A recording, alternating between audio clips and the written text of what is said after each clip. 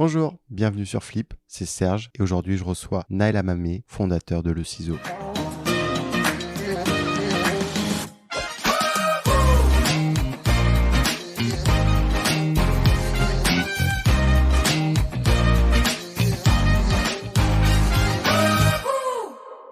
Bonjour Naël. Bonjour Serge. Est-ce que tu peux te présenter ? Oui, je suis donc Naël Amamé, cofondateur de leciseau.fr. J'ai 39 ans. Je suis de formation ingénieur, passé par HEC entrepreneur, et donc Le Ciseau, c'est ma deuxième start-up. C'était quoi la première ? La première, c'était You2You, une agence de communication lancée en 2007, qui était spécialisée dans le social media. Donc à l'époque, le social media, c'était MySpace, Second Life, qui a très bien marché. On est monté à 40 collaborateurs. Je l'avais cofondé avec un associé qui s'appelait Frédéric Ferrugia. On l'a revendu en 2014, donc 7 ans après, à un groupe de communication qui s'appelle Mazarine.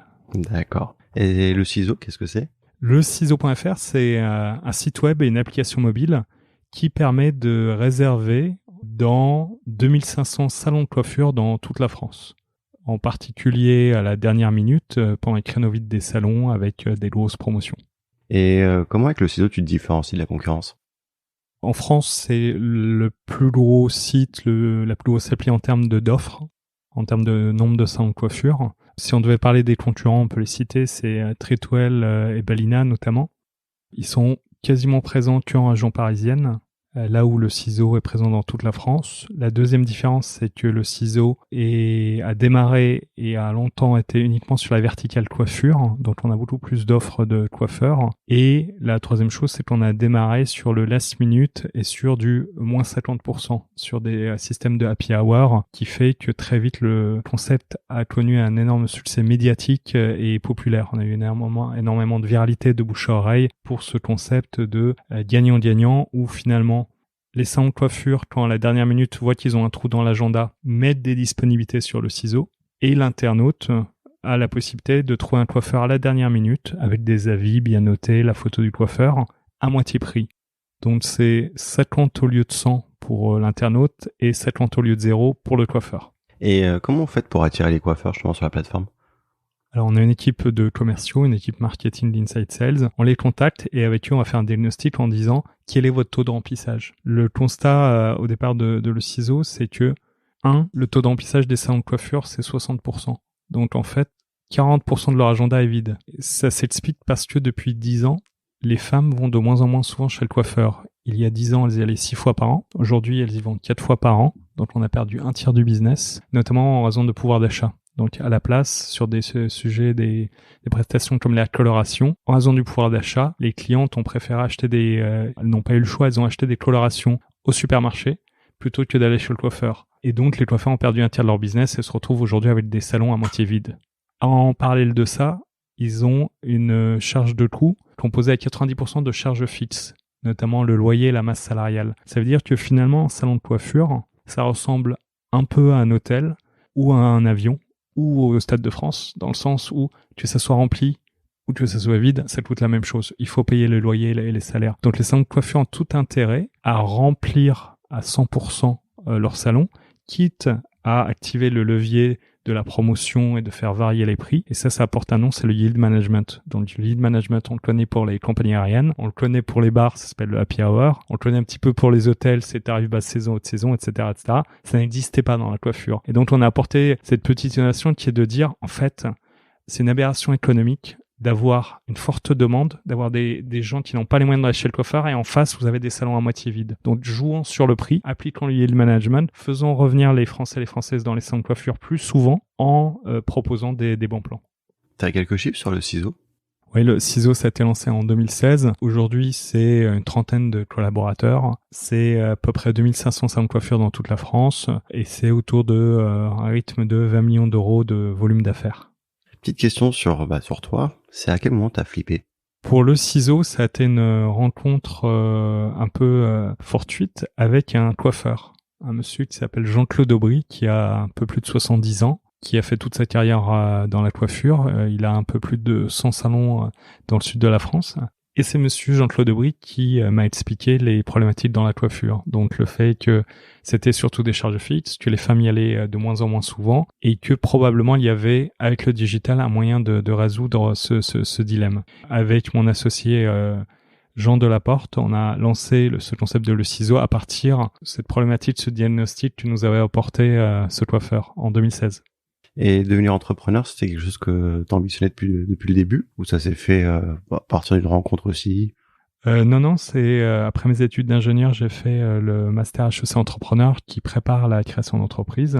Et donc, j'ai fait un premier job sur lequel j'ai tenu 2 mois, un deuxième job sur lequel j'ai pas tenu longtemps. Et ensuite, je suis parti non pas en disant j'ai une idée, j'ai monté une boîte, mais en disant je veux monter une boîte, il faut que je trouve une idée. Donc c'est comme ça que j'ai monté ma première boîte, et You2You. Et après l'avoir revendue, je me suis dit je vais monter une deuxième boîte, j'ai aucune idée. Et c'est là où j'ai eu la chance de rencontrer Jean-Claude Debris, le coiffeur, qui m'a permis de rebondir sur cette deuxième idée. Donc en fait, avant de rencontrer ce fameux coiffeur, tu ne connaissais strictement rien au marché de la coiffure? Absolument rien. J'ai lu des études Zerfi, j'ai beaucoup parlé avec lui, voilà, beaucoup d'études sur le terrain, mais comme la première fois, je ne connaissais rien au marketing, à la communication, au Web 2.0, aux réseaux sociaux. Mais la bonne nouvelle, c'est qu'à l'époque, personne n'y connaissait rien. Quand on parlait de MySpace, les gens ne voyaient pas trop ce que c'était. Alors, je parle même pas de Facebook qui arrivait encore après. Donc, faut pas avoir peur de s'attaquer à des sujets dont on connaît pas, surtout si c'est comme les réseaux sociaux des sujets nouveaux. La coiffure, c'est différent. C'était pas nouveau, mais le fait de digitaliser la coiffure, ça, effectivement, c'était nouveau. C'est un marché qui est en retard sur la digitalisation, la coiffure? C'est un marché qui était très en retard sur la coiffure. Si on regarde le sujet de la réservation en ligne, quasiment tous les secteurs y sont passés. On a eu évidemment les hôtels. Aujourd'hui, je pense on réserve tous nos hôtels sur Booking ou sur Airbnb, Hotel.com, etc. On regarde TripAdvisor. Pour les restaurants, on connaît tous La Fourchette. Pour les médecins, Doctolib. Et finalement, il y a un métier où jusqu'à présent, ils étaient encore à l'agenda papier. Ils sont toujours beaucoup à l'agenda papier. Donc, qui dit agenda papier, pas d'agenda électronique, pas d'agenda électronique, pas de réservation en ligne. Oui, il y avait un gros retard sur le digital chez les coiffeurs, parce que c'est des artisans, parce qu'ils voyaient pas le besoin, parce qu'ils comprenaient pas l'intérêt. Et donc, c'est là où il faut faire un effort de pédagogie, d'évangéliser le marché, d'expliquer l'intérêt et de le démontrer avec du chiffre d'affaires concret. Si on va voir les coiffeurs en leur disant « Vous n'êtes pas digitalisé, on va vous digitaliser », ça marche pas. On est parti non pas avec un argument de digitalisation, on est parti avec un argument purement business, en disant « Regardez votre compte de résultats, regardez votre taux d'emplissage, il y a un souci, faut remplir votre agenda, faut remplir vos salons, faut atteindre 100%. Est-ce qu'on est d'accord sur ce constat? Oui. Comment on le fait? Avec le digital. On est des experts digital, on va vous aider avec un site web, une plateforme, du marketing digital à remplir vos salons, à vous apporter des nouveaux clients qui ne vous connaissaient pas. Et c'est là où le digital est plus un moyen qu'une finalité. Ceux qui avaient tenté d'emmener le digital plus comme il faut se digitaliser parce que c'est comme ça ne marche pas. Faut que ça vienne comme un moyen pour le business. Comment t'expliques par rapport à d'autres marchés que le milieu de la coiffure, par exemple, ne l'ait pas passé le pas et que c'est grâce à des prestataires externes qui passent le pas? Je pense que la plupart des secteurs, c'est venu d'un prestataire ou d'une start-up ou d'un pure player. Doctolib, c'est pas les hôpitaux de Paris qui l'ont lancé. La Fourchette, c'est pas McDonald's qui l'a fait. Et il y a beaucoup d'exemples comme ça. Uber, c'est pas Taxi G7 qui l'a lancé. Donc aujourd'hui, c'est pas Franck Provost ou Desange parce que c'est des coiffeurs. C'est pas des ingénieurs. C'est pas des gens qui viennent du digital. C'est comme tous les autres secteurs, c'était pas à eux de le faire, ou en tout cas, c'était peut-être pas les bonnes personnes pour le faire. Alors, ils ont tous un directeur digital, un département digital ou innovation, mais c'est loin d'être suffisant pour avoir l'ambition de créer une plateforme de réservation pour tout le marché. Donc ça, c'est la première chose, c'est que pour moi, c'est forcément un acteur extérieur qui vient apporter la plateforme de digitalisation, la solution de réservation pour le marché. C'est ce qui s'est fait dans tous les autres secteurs. Ensuite, pourquoi la coiffure a eu plus de retard par rapport aux autres? Je pense que la clé d'entrée digitale pour les coiffeurs, c'était la réservation en ligne. Et pour plein de raisons, en fait, ce qui bloquait, c'est qu'ils voulaient rester à l'agenda papier. C'était pratique. On pouvait, avec une gomme, effacer. Et puis, en face, faut dire que les agendas électroniques qu'on proposait, ils étaient pas top. Les coiffeurs, si on rentre dans les détails, ils vont expliquer que les agendas électroniques, ils prennent pas en compte le temps de pause. qu'est-ce que le temps de pause? Je réserve une coloration, ça dure pas 2 heures, ça dure 2 heures en tout, mais au milieu, il y a un moment où je peux prendre un autre client. Bah, c'est bête, mais c'est une fonctionnalité qu'il faut prendre en compte dans un agenda électronique. Et si on pense pas à l'agenda électronique en connaissant le business du coiffeur, ça on le prévoit pas. Et on peut donner beaucoup d'exemples comme ça. Donc, je dirais que c'est un tort partagé de ceux qui donnaient la solution, qui n'ont pas donné la bonne solution facile, pratique et qui coche les besoins des coiffeurs, et puis les coiffeurs peut-être qui ont mis du temps avant de jeter et de brûler leur agenda papier, de se dire effectivement, si je prends un agenda électronique, ça va me permettre d'avoir de la réservation en ligne. La réservation en ligne, même si je vois pas l'intérêt, je vois bien qu'on me la demande de plus en plus, c'est que oui, ça a de l'intérêt pour les clients, donc j'ai un intérêt à la proposer. Du coup, est-ce que avec le ciseau, tu travailles avec des salons de coiffure spécifiques pour qui te donnent des feedbacks, des retours sur votre plate marketplace afin de l'améliorer et d'être au plus proche de leurs besoins eux? Bien sûr, c'est tous les jours, hein. Mais je crois que ça c'est pas spécifique à nous. Il faut, comme je le disais, on a une plateforme B2C, donc on a 2 clients, le C et le B. Donc le B, le business, c'est les coiffeurs. Et tous les jours on les écoute. Et ce qu'ils nous disent, c'est OK, vous avez rempli mon premier besoin qui était de remplir mes heures creuses, mon last minute avec du moins 50. Maintenant que j'ai vu l'intérêt de la réservation en ligne, je voudrais aussi faire venir mes propres clients et finalement passer à 100% de réservation en ligne. Mais par contre, je vais pas faire des promos tous les jours, tout le temps. On est bien d'accord. Hein. Et 2, le business model, on pourra en parler, de le ciseau comme de tous les business models similaires, c'est de prendre une commission. Et ce qu'ils nous disent, c'est, en fait, vous allez prendre une commission quand vous m'apportez à nos clients, c'est logique, mais ma clientèle, vous n'allez pas me prendre une commission. Donc, ils nous ont donné ces 2 gros insights de la promo, c'est bien quand j'en ai besoin, quand j'ai besoin de remplir à la dernière minute mon agenda. 2, la commission, c'est bien, mais quand c'est vraiment un nouveau client que vous m'apportez. Ils nous ont donné ces 2 insights et du coup, on a profité de la période de Covid pour développer ces 2 fonctionnalités en disant, désormais, on vous propose toute la réservation en ligne. On vous propose de vous apporter des nouveaux clients ou de faire venir vos propres clients, sans commission bien sûr. On propose de continuer à faire du moins 50, mais vous pouvez aussi faire du plein tarif et vous pouvez même faire des niveaux intermédiaires. Donc on va de plus en plus loin dans un vrai outil de yield management où en fonction de l'offre, de la demande, du taux de remplissage, on va placer le curseur là où il faut sur le prix pour être sûr de remplir son salon. Et nous, on va avoir ce double rôle de dire, on vous donne un outil pour faire revenir vos clients avec la réservation en ligne, mais on vous donne aussi un outil pour trouver de nouveaux clients. Et du coup, on coche toutes les cases, on a une solution qui répond à tous les besoins des coiffeurs. Ça, c'est en les écoutant qu'on a pu arriver jusque-là. En général, c'est la dernière question que je pose dans mon podcast, mais je vais te la poser parce que je sais que t'as quelque chose de prévu très bientôt, voire quand sera diffusé ce podcast, sera déjà diffusé. Mais c'est quoi ton prochain grand flip?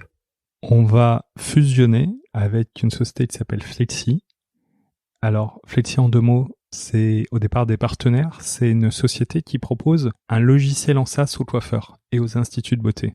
Alors que nous, on est marketplace. Donc, d'un côté, le ciseau, c'est une marketplace qui propose aux internautes de réserver dans les salons et de trouver des nouveaux clients pour les salons. Et à côté, Flexi, ça donne sous forme d'abonnement un logiciel qui permet d'avoir une caisse et un agenda électronique. Et en fait, les 2 solutions répondent à 2 besoins. Si on les met ensemble, ça fait ce qu'on appelle un SaaS-enabled marketplace. C'est-à-dire que tu vas avoir une marketplace qui propose la réservation en ligne, mais qui est connectée en temps réel à l'agenda électronique utilisé par le salon. Donc on fusionne Flexi, on fusionne le ciseau, on va proposer aux coiffeurs et désormais aux instituts de beauté une solution globale, gérer leur salon, fidéliser leurs clients et trouver de nouveaux clients. Ce qu'on appelle manage, retain et attract. Je manage mon salon, je fidélise les clients, je recrute de nouveaux clients. À cette occasion, on va adopter un nouveau nom. Le nom, c'est Qute. Donc, le ciseau et Flexi fusionnent et le nouveau nom, c'est Qute. K-I-U-T-E. Et désormais, on va proposer des salons de coiffure, des instituts de beauté en application mobile, sur un site web. Et on a désormais la plus grosse offre en termes de salons et d'instituts de France. On est plus gros que le 2e, 3e, 4e réunis en France. Félicitations. Merci. C'est un super projet. On est super excités. Effectivement, je pense que le jour où le podcast sera diffusé, ça aura été annoncé quelques jours auparavant. Et du coup, ça va changer quoi dans vos équipes, dans votre façon de travailler, cette fusion?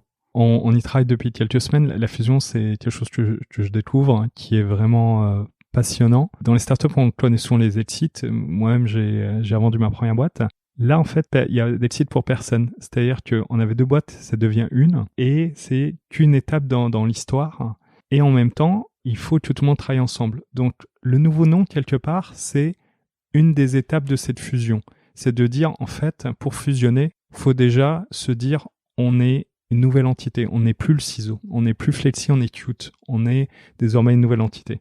Deuxième point, c'est d'avoir une complémentarité. Et ça, on l'avait un peu par chance, c'est-à-dire que Flexi n'avait pas de plateforme B2C, et nous, on avait la plateforme B2C, on n'avait pas le logiciel derrière.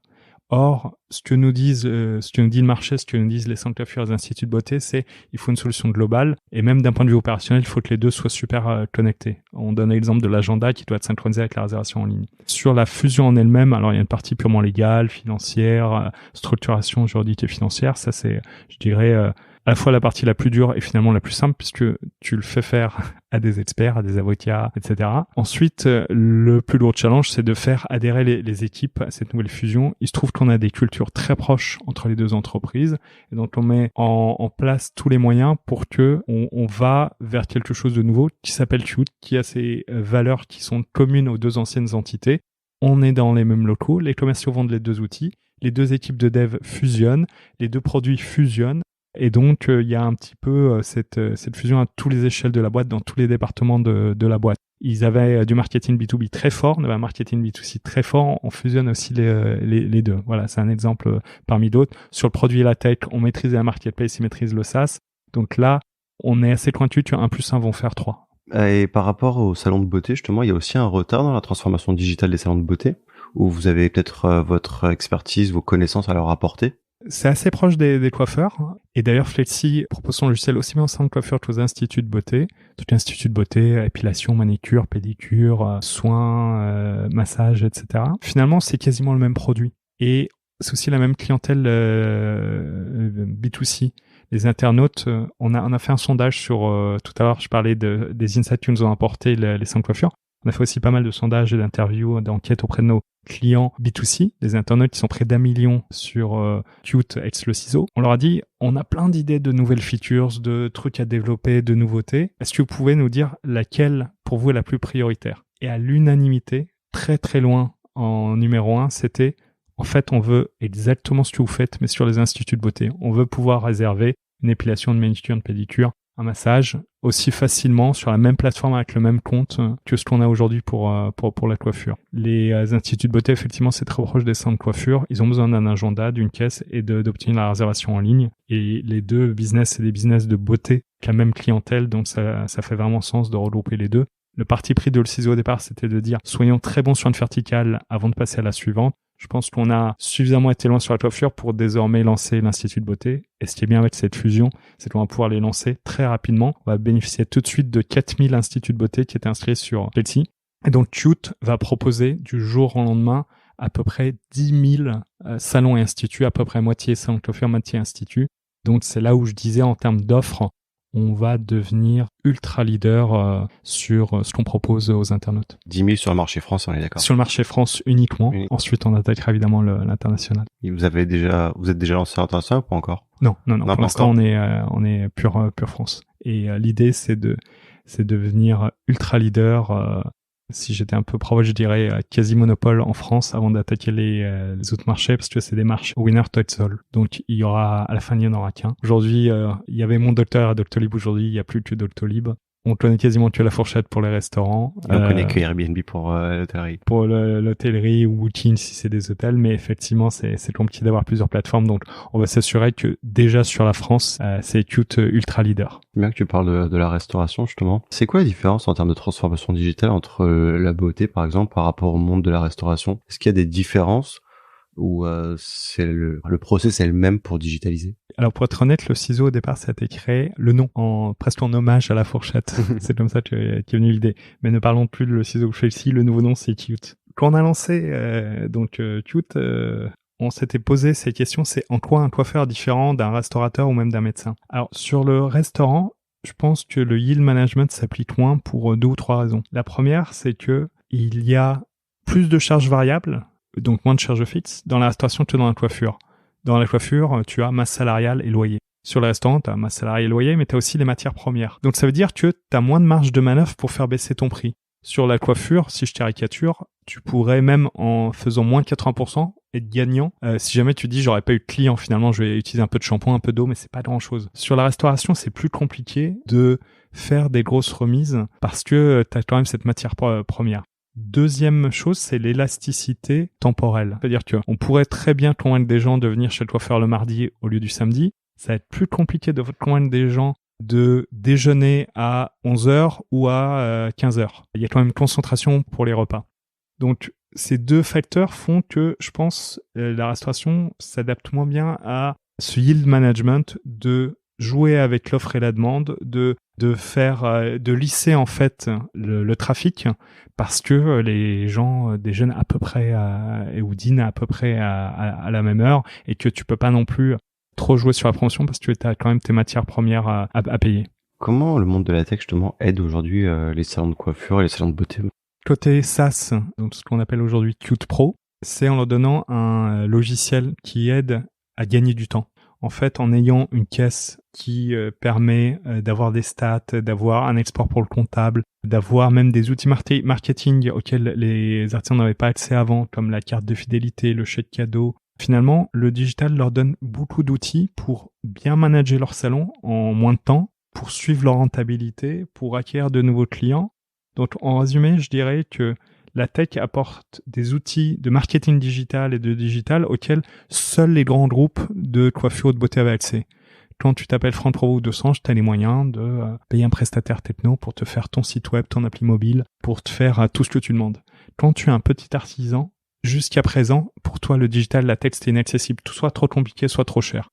Donc, ce qui apporte la tech, c'est une solution SaaS et marketplace où on dit, finalement, tu es un artisan. Ce qui est important, c'est que tu sois bon dans ton boulot. Ensuite, tout ce qui est marketing digital, site web, etc., c'est pas un souci. On te donne un truc pas cher et accessible. C'est ça, je pense. C'est la tech doit rendre accessible le digital à ses artisans. Je pense que la tech apporte la démocratisation de la beauté au B et au C.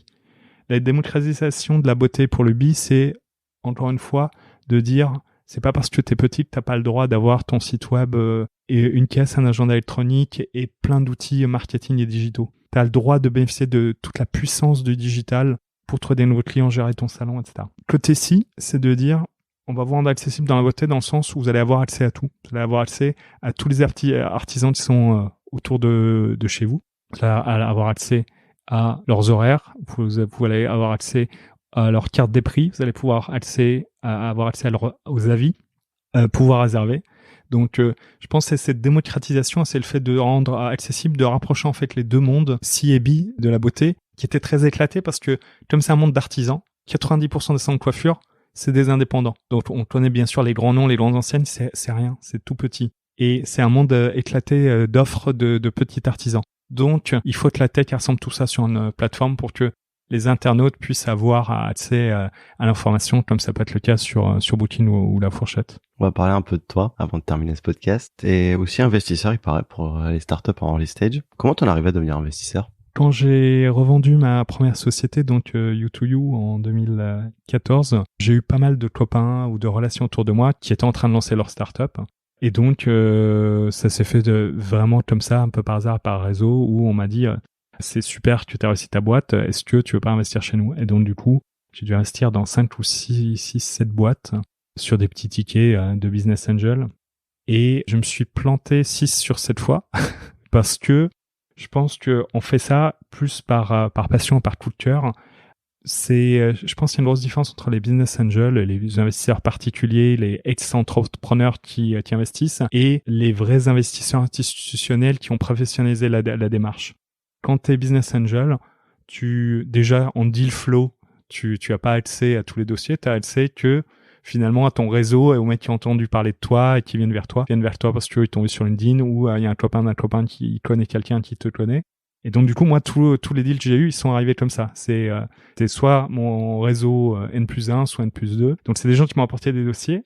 Alors, ce qui est génial, c'est que je trouvais tout génial. Et c'est aussi le drame, c'est que normalement, il y en a 15 sur 100 qui va marcher, ou aller 1 sur 10.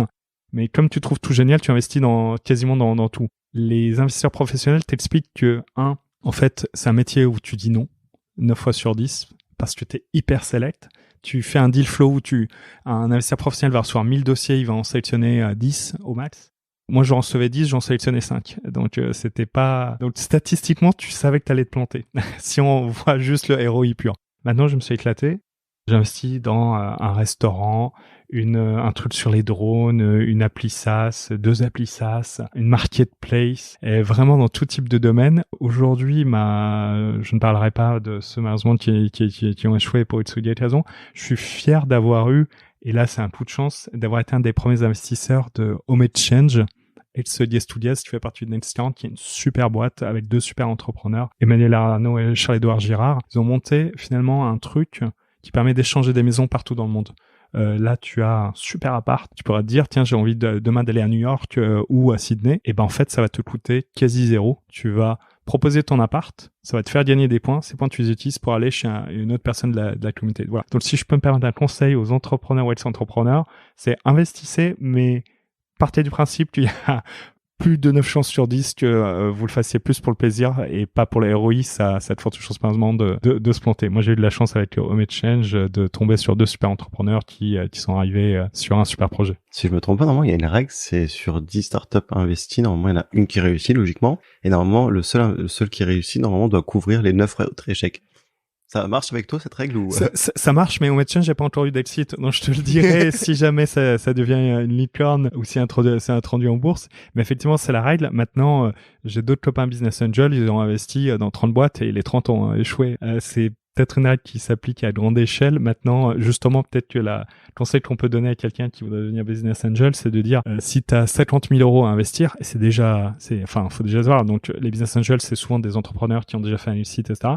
C'est investir dans 10 boîtes et pas dans 2. Même si tu es sûr que tu as compris avant tout le monde que c'était le bon marché, la bonne équipe, etc. Malheureusement, les stats montrent que faut être très humble par rapport à ton investisseur, encore plus quand on est business angel, parce qu'on a beaucoup moins de temps et de process et de deal flow que les grands VC. Et donc, il faut être très humble et se dire... je le fais parce que je peux aider, parce que j'ai un coup de cœur, mais on s'improvise pas investisseur professionnel. Ça c'est un métier, c'est le métier des VC. Est-ce que ça t'apporte un autre regard vis-à-vis des investisseurs? Clairement, sur les 7 boîtes dans lesquelles j'ai investi, j'ai vu vraiment de tout en termes de suivi des investisseurs, des actionnaires, en termes de reporting. Donc je me suis inspiré j'ai compris ce que c'est que d'être à la place d'un actionnaire, d'un investisseur. Donc j'ai essayé à mon échelle de reproduire ça pour Qute, et de dire, il faut qu'on se force tous les mois à faire un reporting qui peut être court, qui peut être synthétique, etc., mais déjà de donner des nouvelles. Dans ces nouvelles, de rappeler quel était le budget mensuel, le business plan, quel est le réalisé, donner des explications pour chaque surperformance ou sous-performance, etc. Ça prend du temps, ça prend de l'énergie, mais c'est presque c'est presque un juste retour que tu dois à des mecs qui t'ont confié leur argent. Moi, en ayant investi dans cette entreprise, j'ai vu vraiment des extrêmes. J'ai vu des mecs qui ont investi dans leur boîte, t'as plus signe de vie pendant des années, jusqu'au jour où ils te disent « Ah, salut, c'était juste pour te dire, on s'est planté. » Et là, t'es un peu vert, parce que tu te dis « Bon, vous auriez pu me demander un coup de main, j'aurais pu peut-être vous aider, vous auriez peut-être plus tout en temps, et peut-être les actionnaires auraient pu vous aider. » Donc, il y a vraiment un sujet de communication. Et à côté de ça, j'avais des gens comme Home Exchange où tous les mois, ils t'envoyaient un reporting, et ils faisaient des réunions, des boards, etc. J'ai eu la chance de faire partie du board de Home Exchange parce que j'étais un des premiers early investors. Et donc du coup, ça a été un peu une best practice j'étais content, je suis toujours content en tant qu'actionnaire de Home Exchange, et je me suis dit, c'est comme ça que j'aimerais que soient traités les actionnaires de Qute. Merci Naël. Avant de terminer ce podcast, on va passer au Flip and Curious. Pour toi, les 3 grands entrepreneurs en France? Octave, le fondateur d'OVH, moins médiatisé que beaucoup d'autres, mais super boîte, super entrepreneur. Octave Klaba? Exactement, Klaba. Et du coup, pas du tout médiatisé, pas du tout show-off, mais chapeau. Un vrai ingénieur, un vrai tech, et qui a fait un super boîte, même si c'est pas celui dont on entend le plus parler. En 2, Xavier Niel, parce que au-delà de tout ce qu'il a réussi, c'est tout ce qu'il a fait pour l'écosystème. Que ce soit l'étoile 42, station F, et on en pense qu'on veut. Ce que j'apprécie, c'est la démarche, c'est le give back. Et je crois que c'est OVH qui a commencé dans la cave de exactement, Frites, non comme quoi. Il y a bien un lien entre les deux. C'est bien, il y a bien entre les deux. Et en 3, je dirais Marc Simoncini fait partie des, je pense, des plus cités, etc. Mais c'est vrai qu'on n'a pas eu beaucoup de boîtes françaises qui ont vraiment cartonné mondialement, mythique. C'est hallucinant le succès de C. Et c'est quelqu'un qui ensuite a investi beaucoup dans les startups et qui aujourd'hui recommence avec Angel, ouais. les vélos électriques. Donc j'apprécie ça aussi, c'est les serial entrepreneurs qui, après avoir en plus connu un énorme succès, ont toujours la patate pour relancer d'autres projets. Ça c'est canon. Dans une de ses dernières interviews, il disait que c'était son dernier gros projet. À voir. J'espère que ça marchera pour lui. En fait, tu peux juste nous rappeler ton prochain grand flip? Le ciseau et Flexi fusionnent et deviennent cute. Merci beaucoup Naël d'être venu chez Flip.